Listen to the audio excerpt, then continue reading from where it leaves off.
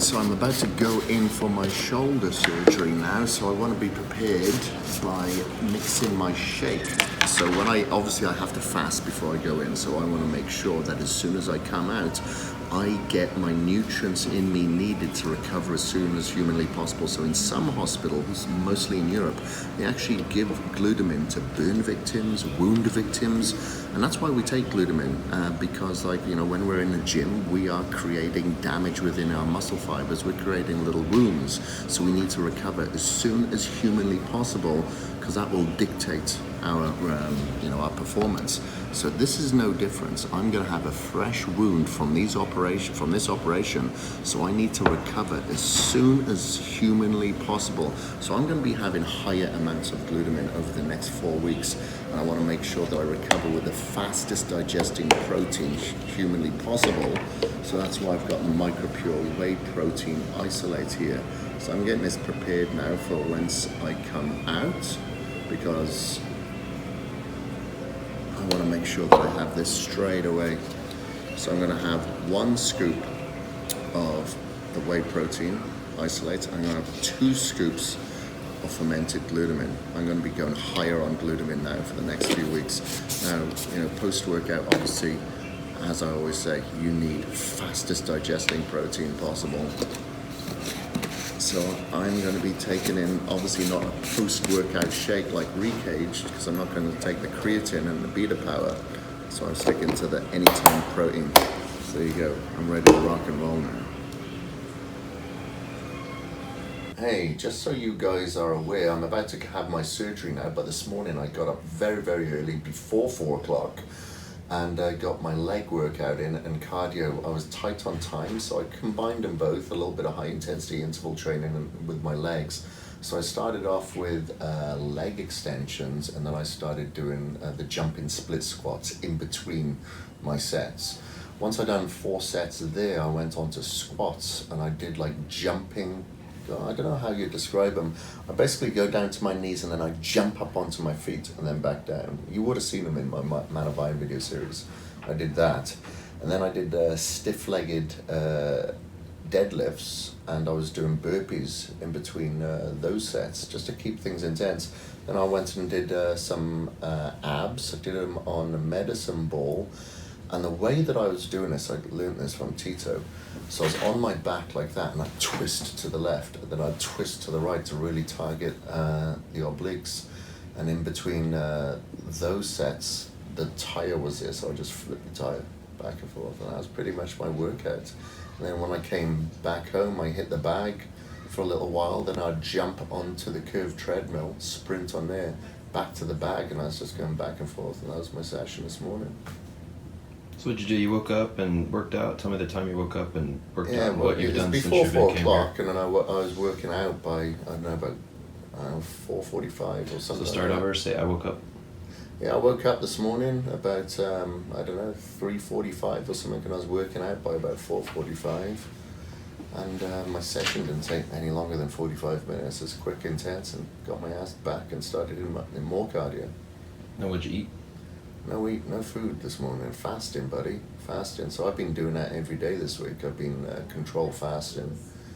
And obviously I have to today before my surgery, but I've been control fasting every day this week.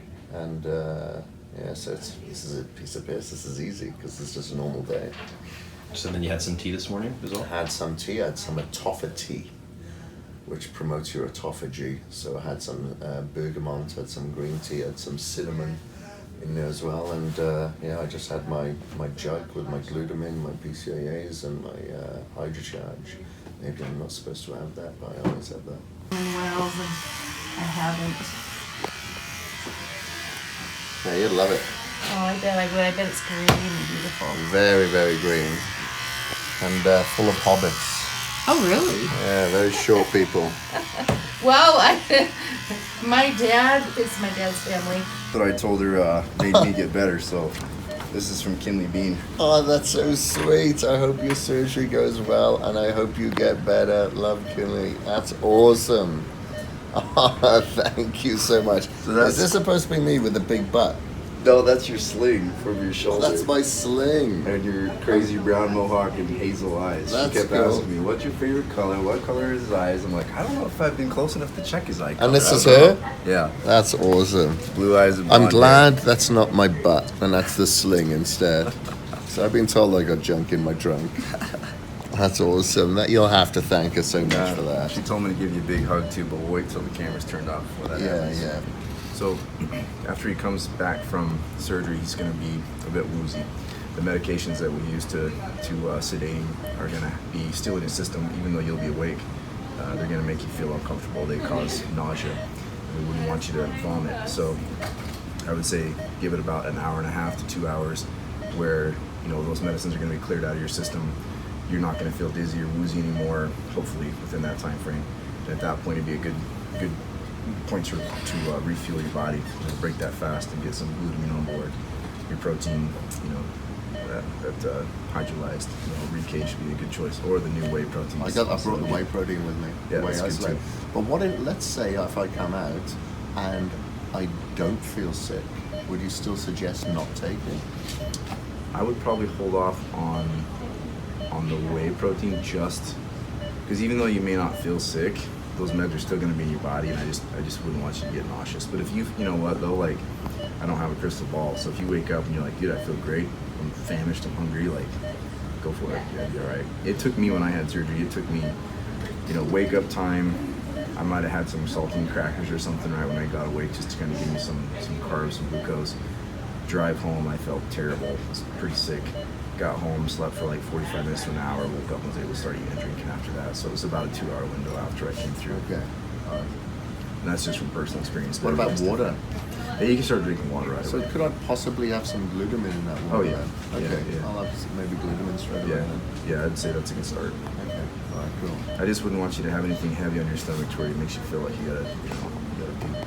Because anesthesia affects everybody differently. So Yeah, because I haven't eaten since like 8 o'clock last night.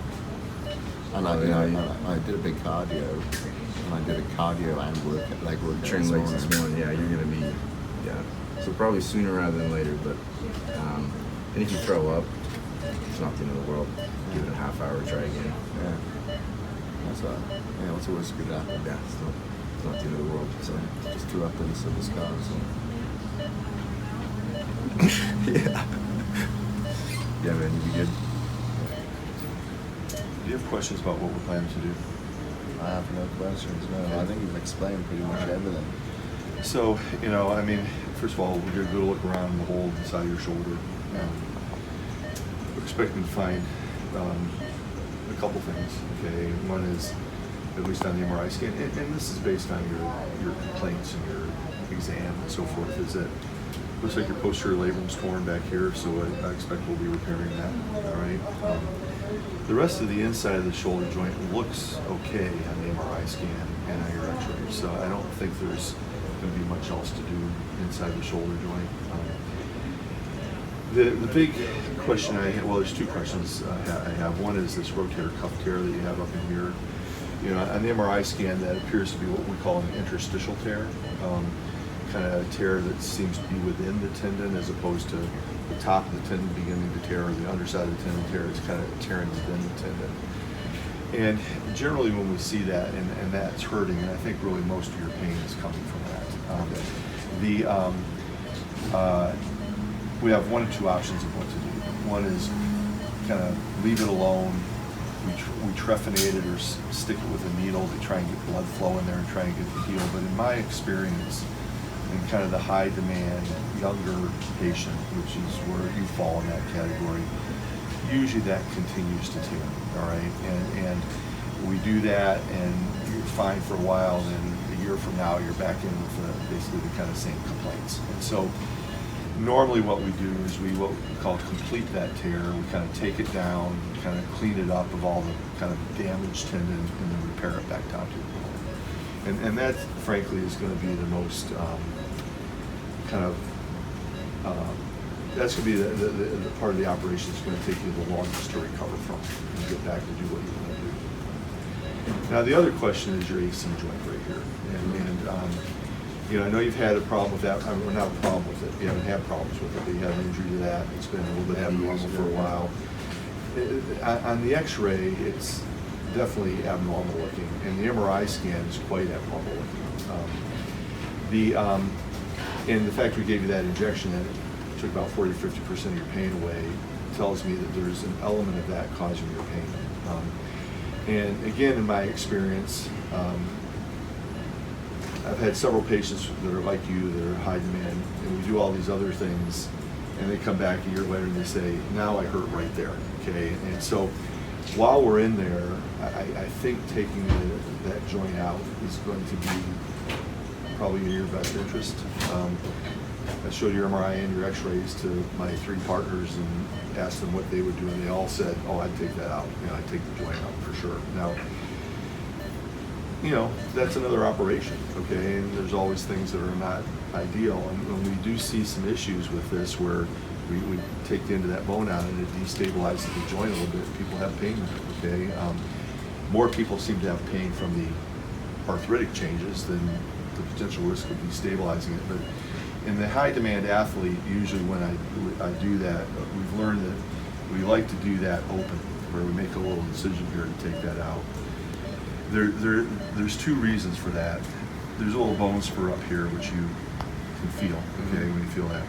When we take it out from arthroscopically from underneath, often there's a little ridge that we have trouble getting up to that ridge and kind of taking that, and it leaves a very sharp point there. And I've had a handful of people where that's become problematic. These are athletic type of individuals where that sharp point becomes painful, and we have to come back and we have to kind of smooth that down, which means another trip to the operating room, another operation. The other issue with taking out arthroscopically is in order to do that, we have to peel all the ligaments off and kind of shave that down, and we rely on them kind of sticking back down. If we do it open, we can repair those ligaments and kind of tighten them back up, which lessens the risk of having instability there, which is also problematic. We tend to kind of look at this operation as not that big of a deal, okay? And in the majority of cases, it's not. If that's the only thing you needed done, then we're always quite optimistic that that's going to take care of your problem. We'll be back lifting probably within a month, all right? But in the high demand athlete, there are some people who have had issues with that, and so we don't take that lightly. But I fear, based on the way the x-rays look and the MRI scan looks, that once we do these other things, that's going to become a problem for you. And so I think while we're in there, my opinion is I think it's worth taking the end of that collarbone, especially when you got some relief from the injection. Yeah. Okay. So that's my plan. All right. Now there's a possibility we can find other things wrong in there and need to take care of that, but hopefully not. All right. So I think the biggest part about that that's going to be difficult is just it's going to change some of the dynamics of the shoulder. So when you're doing things like bench press, it's just not going to be quite the same. So like that's where that AC joint's really going to be, I think, most critical is during the bench, or like anytime where you're bringing that elbow and shoulder away from the body. That this is part of the shoulder girdle. It's going to be affected by that. So moving forward, you don't do a ton of flat bench anyway. In the group of people that have the biggest issue with the AC joints are the football players. They injure those joints. I mean, just like whether it's playing rugby or football or anything where you get driven into the ground. Yeah. And our wrestlers have this issue. And I'll tell you, the number one reason the football players want surgery on that is so they can bench heavier. What they start to do is they start losing some strength on their bench because of this bad AC joint, and because it's acting as a strut or a fulcrum that you're pushing against when you're doing a bench press or a military. Now some people have trouble with military, some people with incline, some people with bench, some people with all of them, some people with 2 of them. So and if they can alter their benches maybe with dumbbells instead of barbells, often you can kind of compensate for that. But like I said, the number one issue we have in football is not so much playing the game and hitting guys. It's being able to lift hard in the off season, and that tends to diminish how much they can bench. And for most of those guys, that's an important part of their their persona, essentially. So So we're usually doing it for weightlifting as opposed to playing a sport. Okay. So, Perfect for me. yeah. So anyway, so that's the plan. Okay. And that's what we're expecting to be. Okay. All right. So one bit of feedback this morning that I've never really acknowledged. When I was washing this shoulder, because I got that special soap, so I wanted to make sure I washed the shoulder as well very well. I noticed as I was washing, leaning over, I turn the hand like that. That's where I get a lot of the pain. So as soon as I do this, and I never really experimented with that, but that's where I get. And you feel that's in this area, right? Yeah, yeah. Okay, yeah.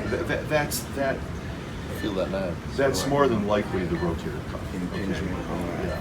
It says he's taking it supraspinatus and rolling it like that. Now, having said that, people with posterior shoulder instability, when they come across like that, their shoulder tends to kind of slide back a little bit. And now I think in my experience that when that shoulder tends to slide back a little bit, that stresses the anterior part of your supraspinatus when you do that. And I think that's probably why that supraspinatus starts to tear. Okay, if you have posterior instability. That we do see people where the MRI is, we like the MRI. Okay, it's valuable. But when it comes to labral tears, especially in the posterior superior area, we did a study down at UC Davis that showed that, I think the number was 73% of the MRI readings were false positives. When we got in there wasn't. There's a ton of normal variants. So there's a chance that labor might not be 20. And that's what we're going to have to look at. Okay? All right. Anyway, so the anesthesiologist will come here. They're going to do a block on you, okay? Numb things up. Hopefully you're going to go home comfortable. All right. That will wear off. When it wears off, it's going to hurt. Okay, so that's what the pain medicine's for. Be prepared for that. We still like ice as a pain reliever. It seems to help a lot with that. I know there's some other things that you've been interested in trying for the ultimate healing, but in the very early stages, like for the next 24 to 48 hours, it's going to hurt. Yeah. But everybody's different, and I think I may have told you, I had my rotator cuff fixed, and I took the pain pill that night expecting all this bad pain, and I never took another one again. Okay? So what pain pills did you guys take? You tend to take a regular ibuprofen, aspirin? No, hydrocodone usually, which was the prescription we gave you. Okay? So that's a narcotic. There are various levels of narcotics. There's lesser levels of narcotics. Some of the ones we used to like a lot have been taken off the market for various reasons. But and I'm hoping you don't need much of that. Okay, the anti-inflammatories, the ibuprofen, or I like Aleve. Those tend to work quite well, and sometimes that's all some people need to take. We are going to give you a fairly kind of strong anti-inflammatory in the operating room called Toradol or Ketorolac, which we tend to give everybody. It seems to help a lot with that first 24 hours with regards to pain.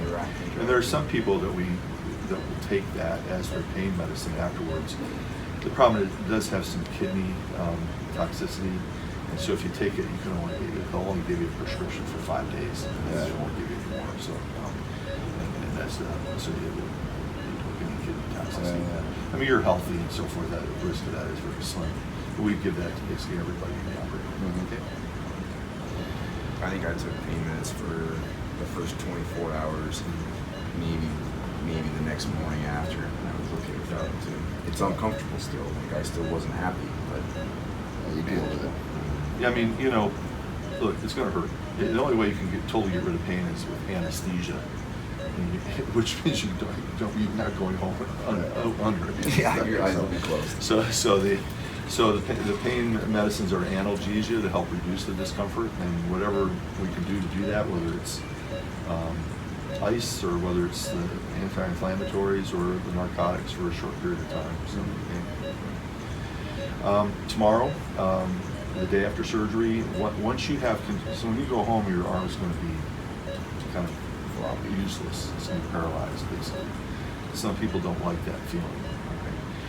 The longer it lasts, in many ways, the better it is for you. Just in that, you'll have less pain. That is anesthesia. You won't have any pain. But when you start feeling tingling in your hand, it's wearing off, and when it wears off fast. So if you start feeling that, I'd take a pain pill if you have to take one just before that. Okay? But once the anesthetic wears off, which means now you have control of your arm, you can take a shower. Okay, it's okay if you take the have a big bandage over here, just peel that off, throw that away. There'll be little steri strips over the wounds. We leave those on until they fall off on their own. Okay, but it's okay for water to run over your shoulder, and you can wash under your arm and rinse off, and then you can put a shirt on and put the sling back on. What we're not wanting you to do is we're not wanting you to try and reach forward or raise it up. And if you try and do that, it'll grab you. Okay, and it's telling you don't do that. All right, and because that's stressing the repair that we perform. Okay, but you can shower tomorrow and put a shirt on under the sling. It's more comfortable with the shirt under the sling. But the sling needs to stay on all the time. Okay? Yeah. And you can take it off to bathe or shower several times a day with like these little pendulum things where you just kind of dangle it like this. You'll be able to bend and straighten your elbow as you feel comfortable. A lot of people, that's what they feel like they need to do every day. They feel like they just need to stretch their elbow out. It's stuff like that. And you can do that all you want. Okay. My neck always hurt like crazy. Well, so the thing I'll tell you that, like my experience when I had mine fixed, what hurt me the most, what didn't seem to be the repair, it was my trap, it was my pec, it was my lat back here, and just being stuck like that. And what I found, I mean, for me, what helped me more with anything was like acupuncture in there, or there are people that do acupressure or get massages in there, but you'll find that back in here, up in here, and here, you're gonna have some trigger points. I agree. Like very much. Where were you getting your acupuncture? There's a woman in town I see that I like a lot, and, but there are several people in town that do acupuncture. Yeah. I've gone to Sage Yoga. There's an acupuncturist Do they? in there Okay. that I've used, but I didn't get anything from it. But maybe it's because there was nothing wrong with me. Well, I think there's various methods of acupuncture. Okay, and there's kind of more Western style acupuncture. There's Japanese acupuncture. There's Chinese or Tibetan or even Arabic acupuncture. What do you have? Well, the woman I see is kind of Tibetan or Chinese trained, but now she's transitioned a little bit more towards the Japanese model, or what they're starting to call the fascial model. And if you really look at a lot of the models of kind of how they do it, the fascial model or the Japanese model, those have a lot of similarities to the Chinese model with the meridians. Kind of, if you kind of look at where the meridians are, they tend to kind of, we're starting to see kind of the fascial layer as kind of an organ system almost, you know. Whereas, you know, I'll tell you, in surgery, we tend to look at fascia as just being in our way, okay, and we need to get through that. It's annoying, and if it's in the way, you cut it, or you know, whatever. But I think what we're seeing in a lot of, as we're kind of progressing more into kind of the healing methods of musculoskeletal medicine is that, you know, the fascial layers have a lot of there's a lot of connection between one side of the body and the other, like we talked about, working out the other side, and the fascial layers that kind of cross the body like this and so forth. And so I think a lot of the acupuncture is used to kind of stimulate or relax the fascia. So even if you're working on one side, it's relaxing the fascia, kind of maybe even cross body or down. And I think that's something that we don't understand real well yet. I think people that are really studied in the art are very studied in it, and they get it and they understand it, and what they're just telling you doesn't make sense. You know, I'm saying, hey, this point works this spot. You know, how in the world does here work down here? But I think we're finding that there's some there's definitely some anatomic relationships there that we kind of really didn't understand very well. Yeah. So those are things that. Do you mind if I get that person's details off you at another time? Sure. Yeah. So No problem. Yeah. I think she's quite good. She works on our athletes at Boise State with. Right. She's very well studied. Okay, as far as. But you know, the thing about acupuncture is there's an acupuncture board and a society where people kind of have to take courses, but You know, like I can take a 3-day course, and come back and call myself an acupuncturist. You know, and we get trained physicians from China coming over there studying for 12 years, and they can't practice, you know, because they haven't done and the way a lot of us Westerners look at it is probably not the way they look at it, but they've been doing it for a lot longer than we've been doing our thing. So I can't argue that. The thing that impressed me the most, when I was a fellow, the Olympic Games were in Los Angeles, and I was at UCLA, and we were kind of the Olympic Village, and we got, at that time, we called them the Red Chinese, you know, and it was before you guys were, and it was the first year mainland China had been invited as the Chinese delegation instead of Taiwan, which up until then had been the official Chinese delegation. So there was a lot of you know, mystery and so forth, but you know, they would come down and use our facility, and you know, they were inquisitive. They'd say, hey, what would you do here? And I'd say, I'd probably operate on that and they'd be done for a year. And they'd go, well, we're going to try some herbs and some acupuncture and see how it works. And 2 days later, they'd be all fine, you know. And I mean, I'm exaggerating in a way, but they taught me a lot of things that the way I was taught wasn't necessarily the only way things were. Interesting. I mean, it was pretty phenomenal. I mean, the stuff they were doing. You did that with needles and herbs, you know, and maybe some massage. You know, I'm going, I think that probably needs surgery, you know, and but they, you know, they do surgery. I mean, you know, they utilize that. I think we tend to call it alternative medicine, you know, but like the woman I see, the acupuncturist I see, she goes, I would call that whole medicine as a whole. Yeah, it's complementary. Or complementary medicine. And their medicine has probably it has just as much legitimacy as our medicine, and I think we can all learn from each other. Yeah, they can work together. The term in med school now is integrative. So Integrated medicine. Integrative medicine is trying to intertwine. Because like I got a ton of training in fascial distortion. I mean, I was pretty fortunate where I went to school. I was able to get trained in Reiki and all kinds of other like community type medicine that was available, but you know, it's not in a textbook that we're taking board exams on. But you know, understanding. See, I think one of the advantages of the osteopathic kind of philosophy has always been kind of more kind of a muscular or a manual approach, or looking at things like that, which I think a lot of the traditional MD programs have